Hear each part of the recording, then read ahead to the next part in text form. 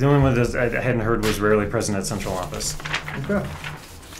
But so with that exception, otherwise, yes. Thank you very much. Okay. So then I'm going to bring you to this page 3 after that point, the bold bullet points there. It says on July 11th of 2019, Deborah Bowling, manager of fine arts, filed a formal internal complaint of bullying, harassment, discrimination against Dr. Holliday. Is that accurate to your understanding? Yeah, I couldn't speak to the date, but I know that a formal internal complaint was filed by Ms. Bowling against Dr. Holliday. Fair enough. It goes on to say the complaint alleged that Dr. Holliday had hired Jaron Leviston because he was African American and the son of Dr. Holliday's friend, rather than a more qualified white male candidate. Did I read that right? Yes. Okay. Is that accurate based on your understanding? Yes, it is. Foundation. Okay. Did Dr. Keither make similar allegations against Dr. Holliday based on your experience? Objection, vague. I don't recall if she shared this specific one about Mr. Levison. I don't remember. I just don't remember. Sure. And without the one on Mr. Levinson, did Dr. Keither raise concerns regarding hiring, or Dr. Holliday hiring African Americans in preference of Caucasian candidates? I believe Dr. Keither shared with me a concern about the hiring of Dr. Saffold. Okay. And that her concerns about the hiring of Dr. Saffold mirror Dr. Deborah Bowling's concerns about the hiring of Jaron Levinston. Is that right? Objective form, vague. I'll join the objection. I don't know if it was substantively over a white male candidate, but certainly Dr. Saffold's selection over better candidates. Great.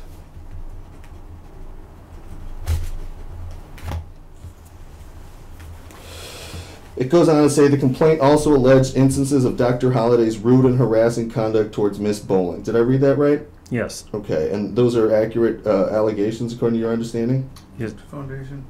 Did Dr. Keither make similar allegations against Dr. Holliday? Yes. Did Dr. Keither make similar allegations against Dr. Saffold? Yes.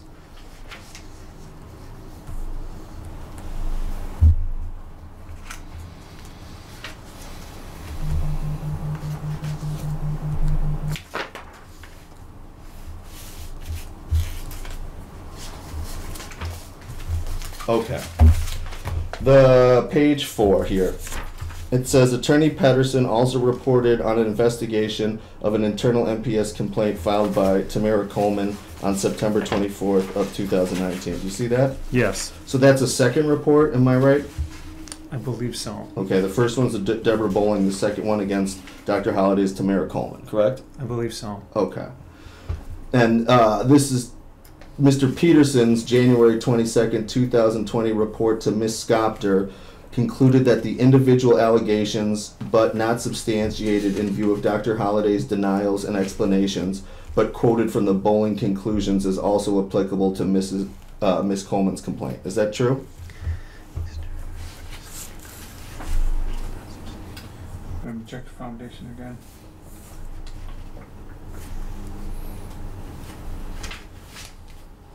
Can you say the question again?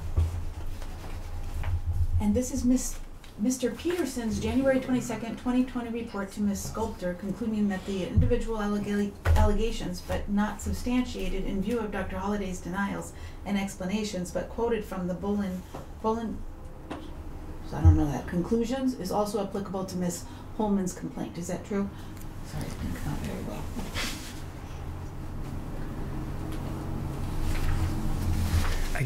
I don't recall what's in the Pedersen report regarding Miss Coleman. I just don't recall. Okay. But there's two Pedersen reports now, right? Yes. Okay.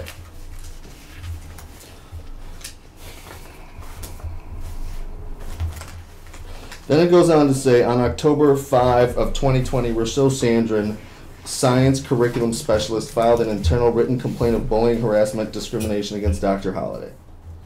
Is that true? Objective foundation.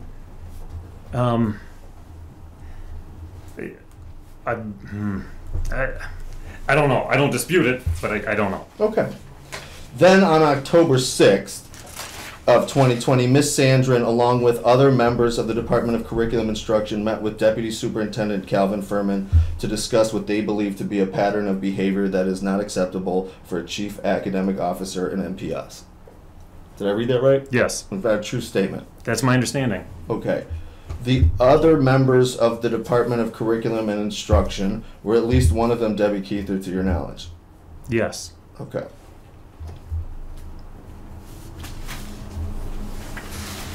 It also says that Superintendent Posley was not given copy of the formal written complaints against Dr. Holliday and did not know their contents until receipt of Mr. Pedersen's report in January of 2020. Do you see that?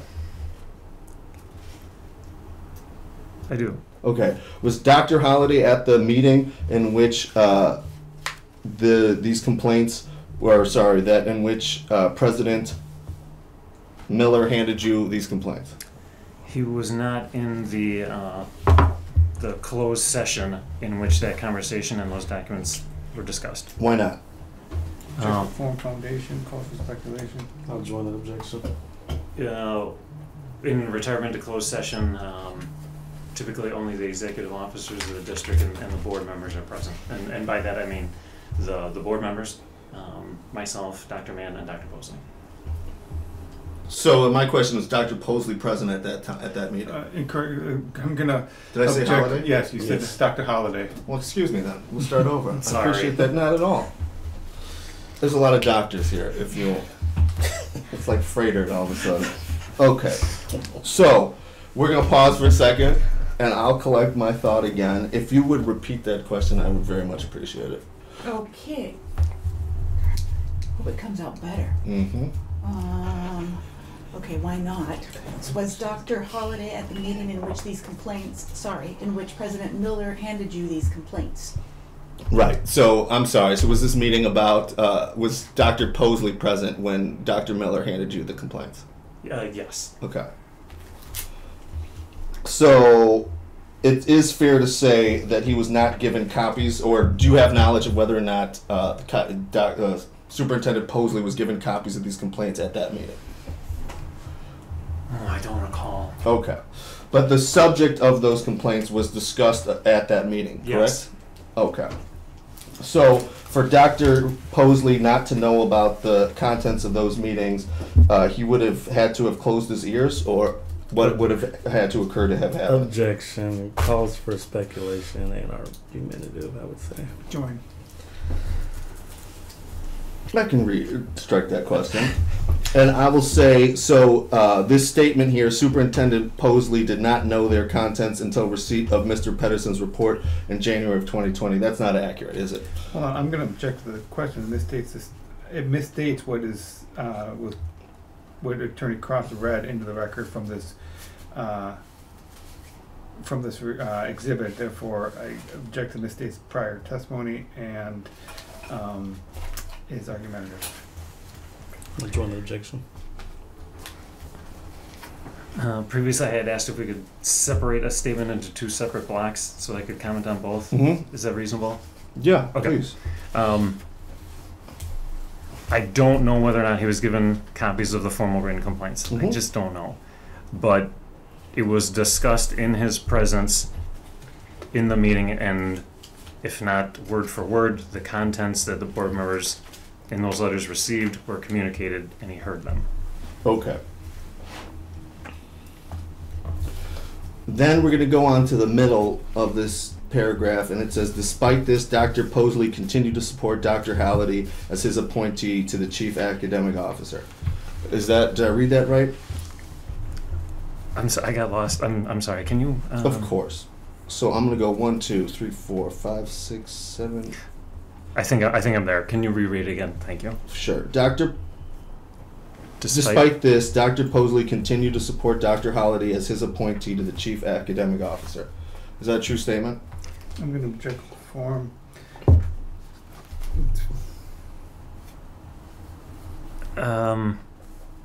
Can I read the language in front of it? I just want to make sure I know what it's referring to. Despite this.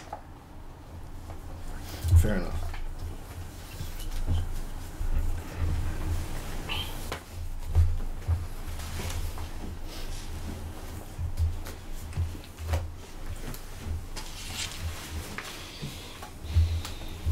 That's accurate.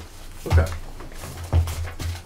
Then I'm going to direct you to, again, the penultimate line. On the same page? Same page. Thank you.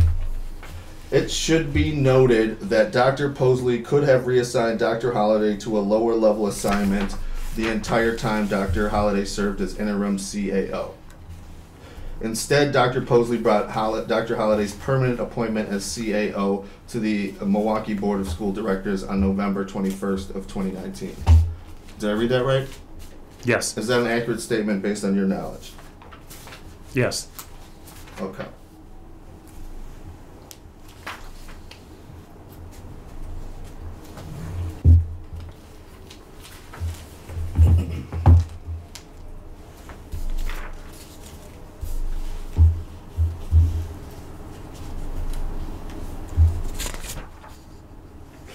Okay.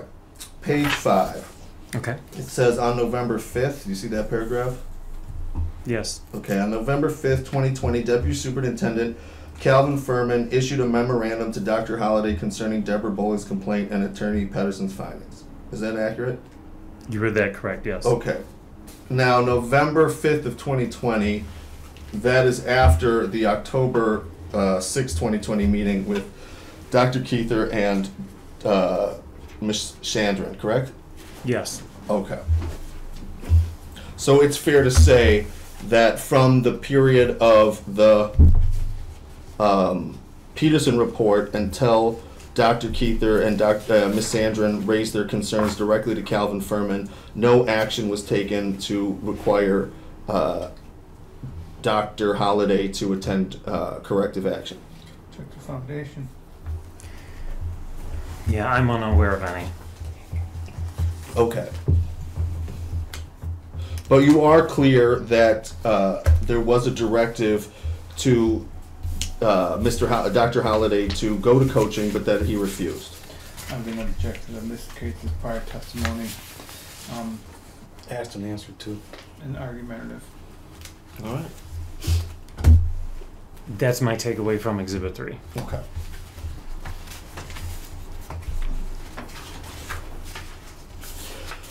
And then it goes on to say that Mr. Calvin Furman drafted this memo which concluded that the numerous complaints of Dr. Holliday creating a toxic and hostile work environment could not be ignored. Quote, regardless of whether there are real or perceived instances of inappropriate behavior, they need to be addressed. The office needs to operate collaboratively without fear and without feeling of being in a hostile work environment. For this reason, I am directing that the coaching that has been assigned to for you be undertaken immediately. Did I read that right? I believe so. So based on this statement from Mr. Furman, we can deduce that as of November 5th of 2020, Dr. Holliday had not attended coaching. Is that correct? Check the form called speculation, lack foundation. That is my inference. Great.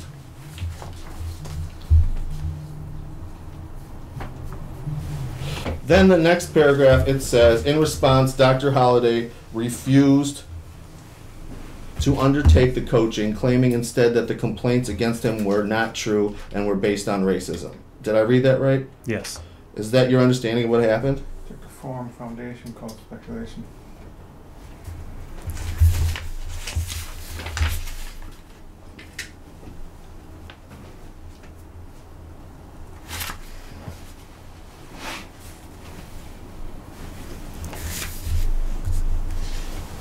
Breaking the sentence apart again,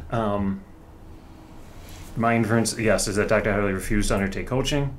I guess I don't know about, because they were not true or based on racism. Okay. Then it goes on to say, on January 21st of 2021, the board had a special meeting in closed session concerning Dr. Holliday. Is that right? Yes. Okay, and that's the meeting that we've been talking about in great detail here. Yes. Okay, it lists the board members present and their race and sex. Is that true? Is that true that they list that? They do list it. Okay. Okay, I'm sorry. Is there any issue with that list?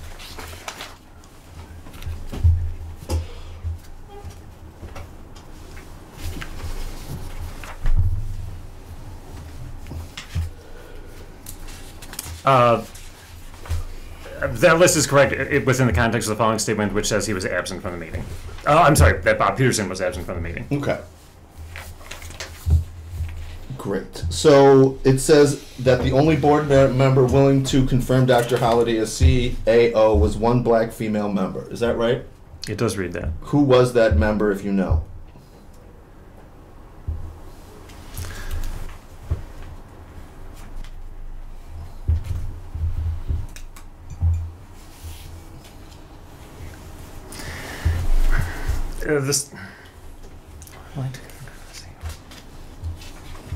I mean, his appointment was not up for discussion in that meeting. Okay.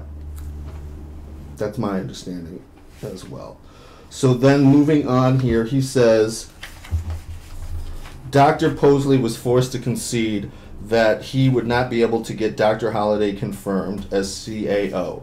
He met with Dr. Holliday on 2/16/2021 to advise him that he could not convince the board to confirm his appointment, and effective March 1st, 2021, Dr. Holliday was reassigned to Instructional Leadership Director 1. Did I read that right? Yes. I'm just going to quickly object to the characterization. You said he said. This report, I believe, was written by Miriam Horwich, who's a female. Okay. So just focusing your attention on that final phrase in there, effective March 1st, 2021, Dr. Holliday was reassigned. Is that accurate to your understanding? I don't know. I just don't know about the date. He was reassigned, but I don't know the date. Okay. And then it goes on to say he was allowed to keep his higher salary level throughout the end of the fiscal year. Do you know if that's true or false? I believe that's accurate. Okay. Do you have any knowledge of why that occurred? The practice that would have been employed was one that's generally known as redlining. So if an individual is moved from one position to another, and in the previous position they had a higher salary, and the movement is, I believe if it's involuntary, then the person is maintained at that level and then de-escalated down either in some period of time or all at once. Okay. I believe it had to do with previous contract language. Is that a policy or something else? Check the foundation. Yeah, my understanding is that it is a practice and a holdover from previous labor contracts. Okay. Did that practice apply to Dr. Keither? Check the foundation. Not that I'm aware. Why not? Same with Jackson Foundation. Cause speculation. The special reassignment, in my review, offered no details as to the position into which he was actually being reassigned into. So, So it's fair to say that it wasn't possible to determine at that time whether she was going into what position she was going into. Period. Is that right? I was unable to make that determination. Okay, and so being unable to determine what position she was being moved into, you would also not be able to determine what pay scale she would be on. Correct. Okay. So therefore, redlining wouldn't necessarily be applicable because it's impossible to detect if she was moved from a higher position to a lower position involuntarily. We can check the form. It's argumentative. Also misstates prior testimony and lack of foundation. I could not make a determination based on my investigation as to what position Dr. Keither had been moved into. And absent clarity on that point, I would not be able to do any other analysis on salary and or redlining. Okay. Right. So based on the emails from Mr. Furman and Ms. Cotton, did you believe that there were attempts made to keep Dr. Keither at the same salary level after the involuntary transfer? Check the form, foundation.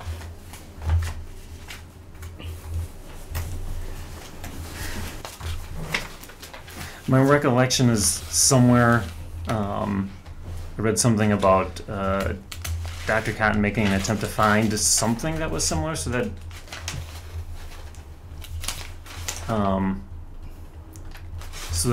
either the classification or categorization of the position matched. That's my recollection. And is it your recollection that that was based on consultation with the city attorney's office or something else? I don't know. Okay.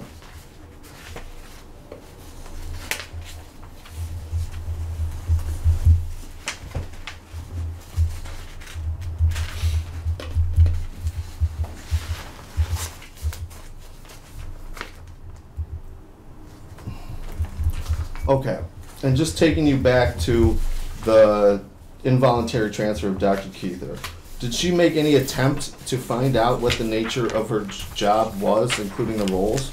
Checking false speculation. Yes. How do you know that?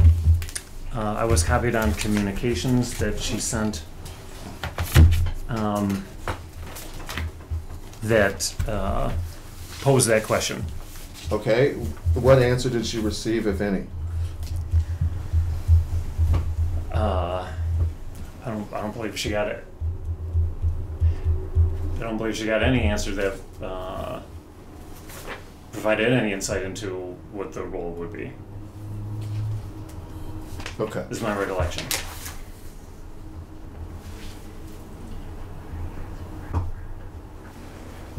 Okay, and Therese Freiberg, was she able to obtain that answer? Check the form, foundation, false speculation. I don't know if she was able. I don't know that she was able to. Okay. I'm going to direct you to a sort of grade exhibit here. I don't know what number that is, but it's the darkened page. Exhibit 4. Yes. Okay. Okay. So on the bottom, I believe, of the second page, the reverse here, there is an email from Therese Freiberg to Patrice Cotton. Do you see that? Yes, I do. Okay. And Ms. Freiberg says, could you please contact Ms. Keither to clarify what kind of special administrative role she is temporarily assigned to, specific job duties, and the title she should use while on special assignment. I advised that she is temporarily on administrator on special assignment and that she should contact you both for any further detail. Did I read that right? You inserted a special when you said administrative role, but otherwise, yes. Okay. And what response, if any, did they give?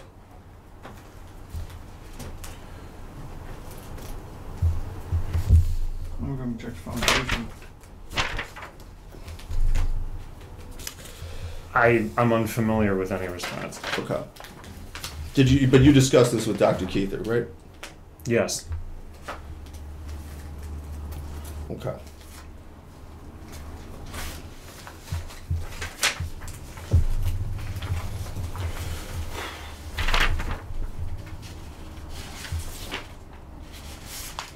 And you were clear, based on your communications with Ms. Cotton and Mr. Furman, that management reached out to the city attorney's office in December of 2021 regarding Dr. Keither's special assignment prior to putting her on special assignment, correct? I was made aware of that through the course of my investigation. Okay. And do you know who reached out to the city attorney's office? No, I don't. Okay. Do you know what the purpose of contacting the city attorney's office prior to reassigning Debbie Keither was? Objection to the extent it calls for attorney-client privilege information. I don't know. Okay, was that because that information was never shared with you or for some other reason? That information has never been shared with me. Okay. During the month of December in 2020, was Dr. Keither present at working at NPS the entire time, to your knowledge? To my knowledge? Yeah. I'm sorry. Yes, to my knowledge. Okay. Were you aware that whether or not she was out for any medical reasons during the month of December? I believe she did share with me some days that she was out.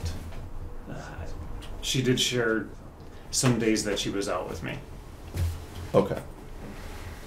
And do you believe it was substantial absences or insubstantial? Perform. Vague. Can you ask a number, maybe? Do you think she was absent more than half the time in December? I don't recall. Okay. And do you believe that in responding to Dr. Holliday's complaints, MPS used Dr. Keither's complaints against Dr. Holliday? Reject the form of the question. Vague and confusing, and also Calls for speculation. doing that one. Could you repeat the question? Okay, and do you believe that in responding to Dr. Holliday's complaints, MPS used Dr. Keither's complaints against Dr. Holliday?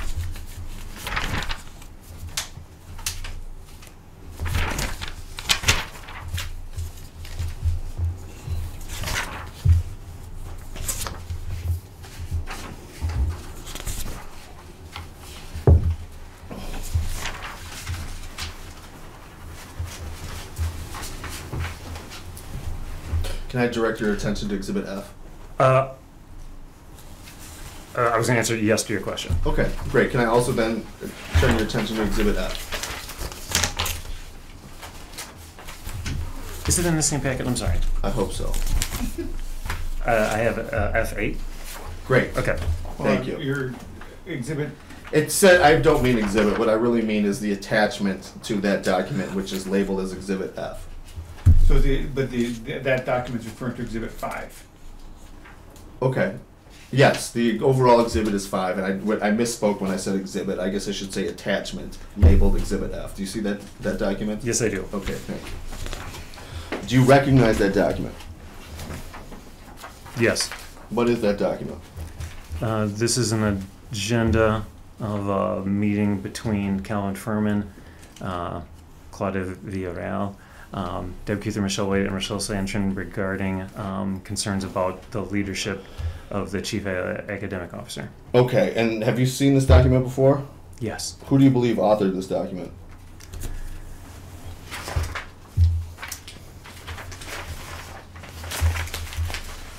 I believe it was Deb Keither or Michelle Wade. Okay. And then I'm going to point you to what is labeled here as Exhibit G, but is also number 15 at the bottom. Do you see that? And again, for the record, we're on it's page 15 of the Exhibit 5. Thank you. I see that. Okay. And that's, what does that document appear to you to be? Objection, lack of foundation. This looks like one of the documents that was shared with the board, or that board members, at least some board members had, in November of 2019. Okay, and you've seen this document before? Yes. Okay. And was this one of the documents that President Miller handed to you during that meeting?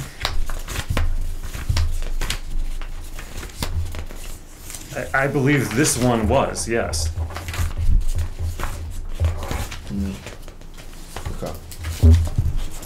But there were more, to your knowledge? Yes, there were. Okay.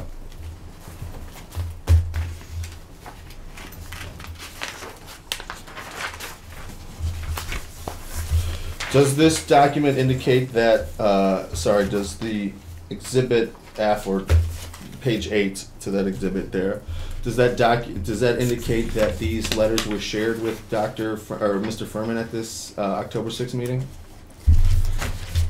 My understanding is that they were shared. Okay. Great. Let me just check the time. I think I'd like to take a break if that's okay with everybody. Just 5 minutes, please. Stand by, we're going off the record. The time is 2 p.m. This is the end of Media Unit 3.